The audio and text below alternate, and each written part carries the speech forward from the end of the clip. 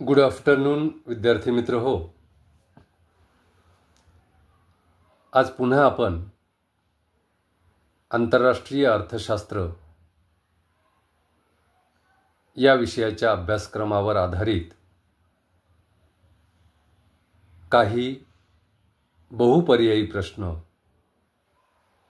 योग्य पर्याय निवडा असे वस्तुनिष्ठ प्रश्न अभ्यासणार आहोत. कारण हे प्रश्न परीक्षेमध्ये कमी वेळेमध्ये आपल्याला जास्तीत जास्त मार्क मिळवून देणारे असतात. परंतु या प्रश्नांच्या योग्य उत्तरासाठी आपल्याला विषयाचा सखोल अभ्यास असला पाहिजे. विषय आपण व्यवस्थित समजावून घेतलेला असला पाहिजे, तरच आपल्याला अशा वस्तुनिष्ठ प्रश्नांची योग्य उत्तरे देता येतात. अन्यथा आपल्या समोर योग्य पर्याय असून सुद्धा तो आपल्याला ओळखता येत नाही आणि उत्तर आपल्या समोर असूनही आपल्याला त्या प्रश्नाचे योग्य मार्क मिळू शकत नाहीत. तर आपण प्रश्न घेऊया. प्रशुल्काचे सामान्यपणे किती विभागात विभाजन केले जाते? प्रशुल्काचे सामान्यतः किती विभागात विभाजन केले जाते? आपण प्रशुल्क म्हणजे काय पाहिलेलं आहे. आंतरराष्ट्रीय व्यापार होत असताना देशातून माल जेव्हा निर्यात होतो, देशातून वस्तू व सेवा जेव्हा देशाच्या सीमारेषेच्या बाहेर जातात, त्यावेळी त्यावर जो कर आकारला जातो त्या कराला प्रशुल्क असे म्हणतात. तर या प्रशुल्काचं अध्ययनासाठी वर्गीकरण करण्यात आलेलं आहे. तर प्रशुल्काचे सामान्यपणे किती विभागात विभाजन केले जाते असा प्रश्न आहे. तर पर्याय दिलेला आहे. अ 2, ब पर्याय आहे 3, क पर्याय आहे 4 आणि ड पर्याय आहे 5. प्रशुल्काचं सामान्यपणे किती विभागात विभाजन केले जाते? अ 2. तर अ पर्याय बरोबर आहे. प्रशुल्काचं सामान्यतः 2 विभागात विभाजन केले जाते.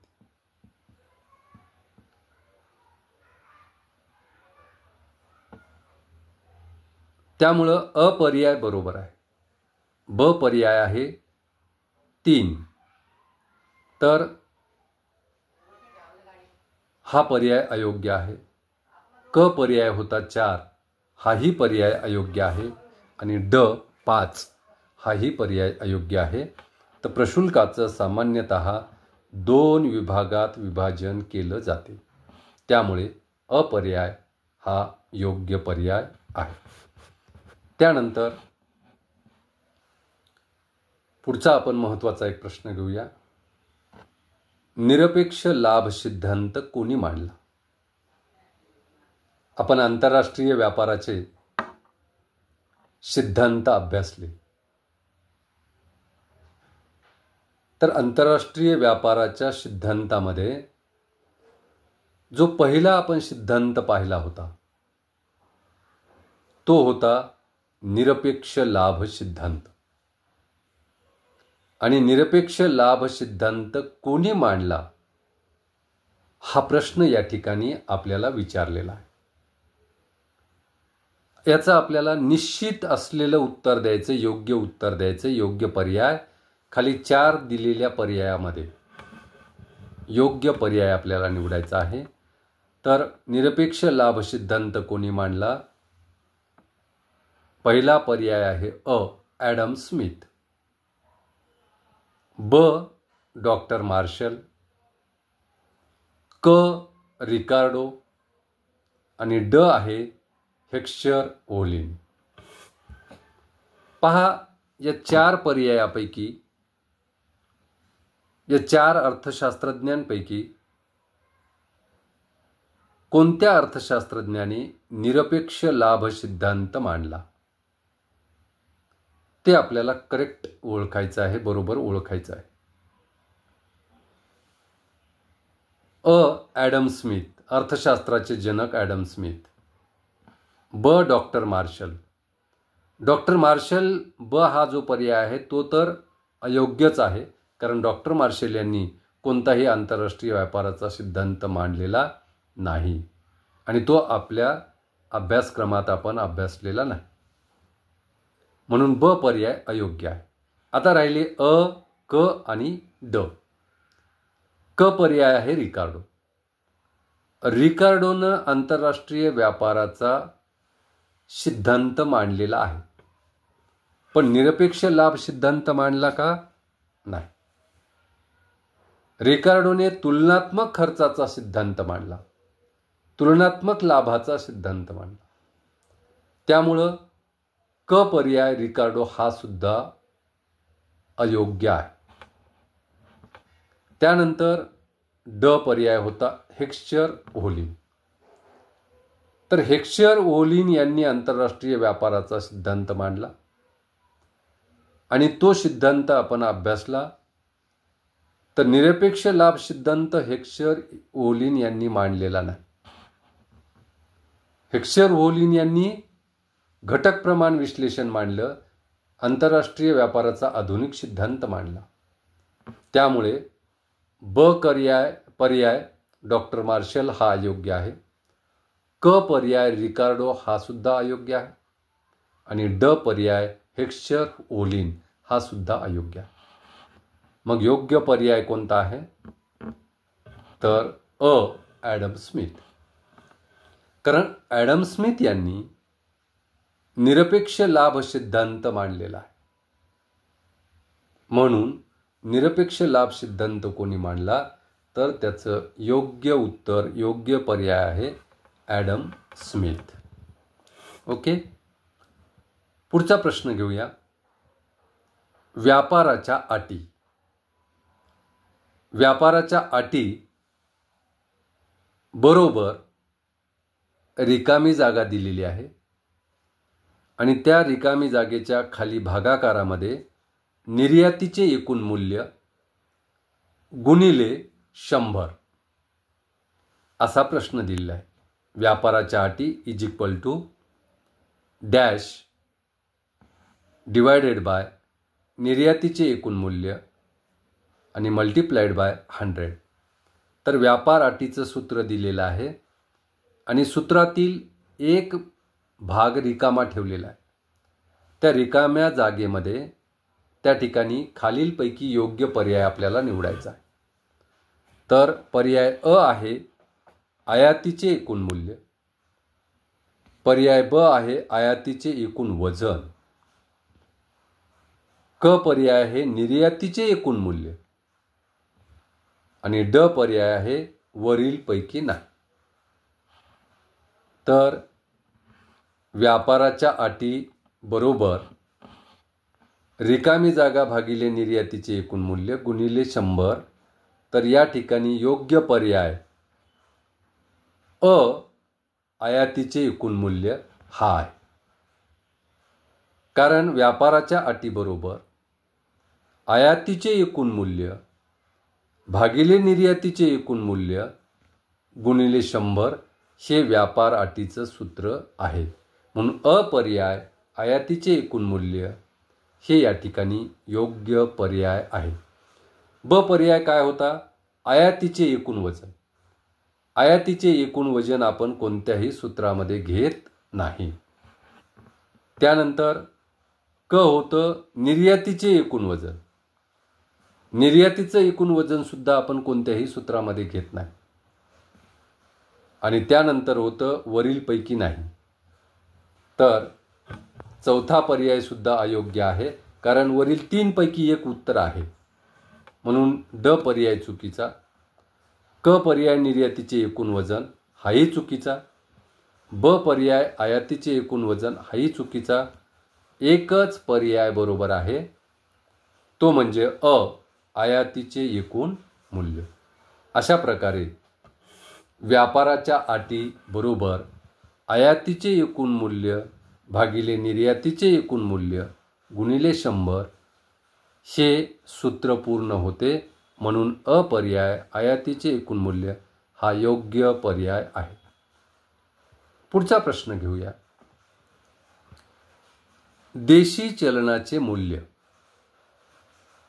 परकीय चलनाच्या तुलनेत कमी होणे म्हणजे रिकामी जागा होय. पहा, देशी चलनाचं मूल्य म्हणजे त्या देशातील चलनाचं मूल्य परकीय चलनाच्या तुलनेत आंतरराष्ट्रीय बाजारामध्ये जे चलन चालतात त्या चलनाच्या तुलनेत कमी होणं म्हणजे रिकामी जागा होय.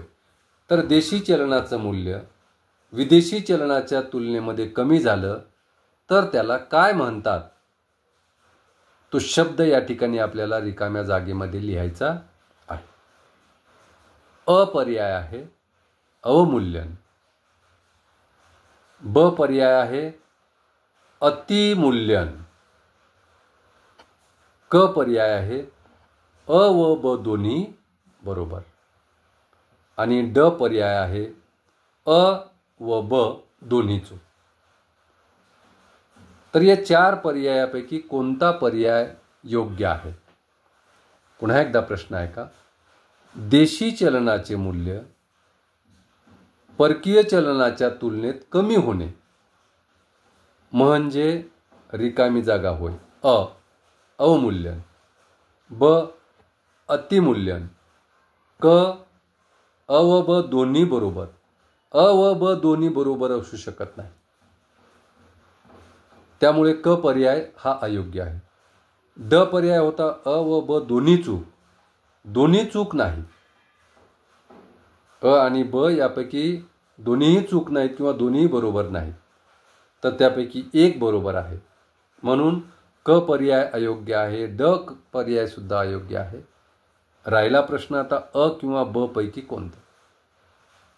तर देशी चलनाचे मूल्य परकीय चलनाच्या तुलनेत कमी होणे म्हणजे अवमूल्यन होय. म्हणजेच आपल्या देशातील चलनाचं मूल्य घटणे, त्याला आपण अवमूल्यन असे म्हणतो. म्हणून अपर्याय हा योग्य पर्याय आहे. ब पर्याय होतं अतिमूल्यन. अतिमूल्यन हा पर्याय सुद्धा योग्य नाही, कारण देशी चलनाचं मूल्य परकीय चलनाच्या तुलनेत कमी होणे म्हणजेच अवमूल्यन होय. अतिमूल्यन म्हणजे काय? देशी चलनाचे मूल्य परकीय चलनाच्या तुलनेत वाढ होणे, त्याला आपण अतिमूल्यन असं म्हणतो. म्हणून देशी चलनाचे मूल्य परकीय चलनाच्या तुलनेत कमी होणे म्हणजेच अवमूल्यन होय. त्यामुळे त्या ठिकाणी या प्रश्नाचं योग्य उत्तर, योग्य पर्याय आहे तो म्हणजे अवमूल्यन. त्यानंतर आणखी एक महत्त्वाचा प्रश्न घेऊया. जागतिक व्यापार संघटनेच्या करारानुसार प्रशुल्कात रिकामी जागा करण्याचे ठरविले आहे. पहा, जागतिक व्यापार संघटना म्हणजे वर्ल्ड ट्रेड ऑर्गनायझेशन, WTO. तर या WTOच्या मते म्हणजे जागतिक व्यापार संघटनेच्या करारानुसार, त्या WTOचा जो करार झालेला आहे त्या करारानुसार प्रशुल्कात रिकामी जागा करण्याचे ठरले आहे. जे WTOचे सभासद सदस्य आहेत त्या सदस्यांच्या व्यापारात या जागतिक व्यापार संघटनेच्या करारानुसार त्या प्रशुल्कात त्या ठिकाणी काय करण्याचे ठरले आहे ते पर्याय दिलेले आहेत. अ. कपात, ब. वाढ, क. स्थिर आणि ड वरीलपैकी नाही. तर जागतिक व्यापार संघटनेच्या करारानुसार प्रशुल्कात अ. कपात, ब. वाढ, क. स्थिर आणि ड वरीलपैकी नाही. यापैकी अ पर्याय बरोबर आहे. कारण आंतरराष्ट्रीय व्यापारातील अडथळे दूर करण्यासाठी 1995 मध्ये वर्ल्ड ट्रेड ऑर्गनायझेशन WTOची स्थापना करण्यात आली आणि ही स्थापना केल्यानंतर या संघटनेच्या करारानुसार प्रत्येक देशाने आपल्या प्रशुल्कात कपात करण्याचे ठरले आहे.